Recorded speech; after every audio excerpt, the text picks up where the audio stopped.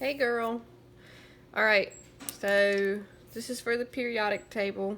Um, if you have any questions, let me know.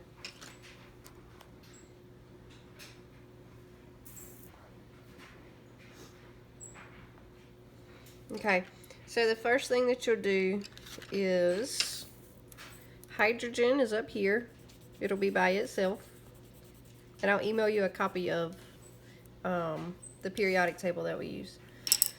So you'll just tell them it's up here because it's the lightest element, but it'll be up here by itself.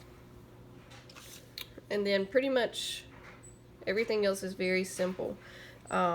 Remember, when you go down, these are called groups, and they're also referred to as columns. And then from the side, like going across this way, these are called periods, also called rows. And the way that I said it was green, central, and then petty, Rochelle. Alright.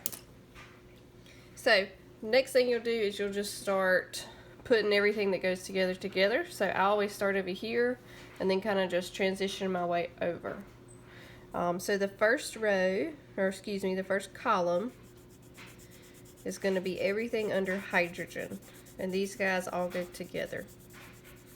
And so the kids will just shade it and remind them, like, until the end of grade test, we're going to practice with colored pencils, but they will only have a pencil on the end of grade test, so they've got to know this kind of by heart. Alright, so this first group is called your alkali metals. Alkali metals. So that's it for that first one. So now we move on to the next one. And it's just the second column. So just shade it. Pretty plain and simple, first two minus hydrogen. Alright. And I kind of say, like, it's like we started this word right here but didn't finish it, and right here we finish it. So alkali, and then we have alkaline. So just finish it, metals. And these are alkaline earth metals, to be exact. Okay. So, pretty plain and simple. And now we move on to the next part. So everything from column 3 to 12, these guys go together. And so all you'll do is you'll just shade it. Just like this. Now we've got the Elmo, so you can do this under the Elmo, which will make it a lot easier. It'll project it on the board.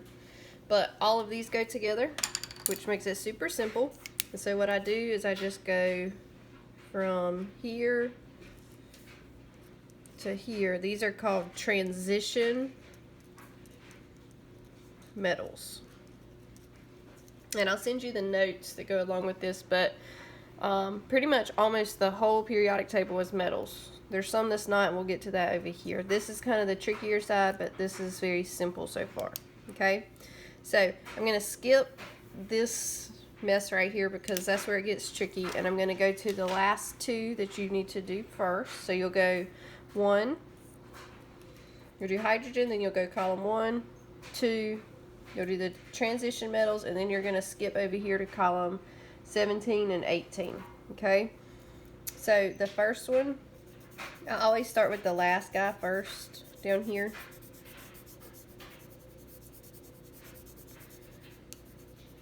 And I kind of say he's like at the head of the table because these are called noble gases.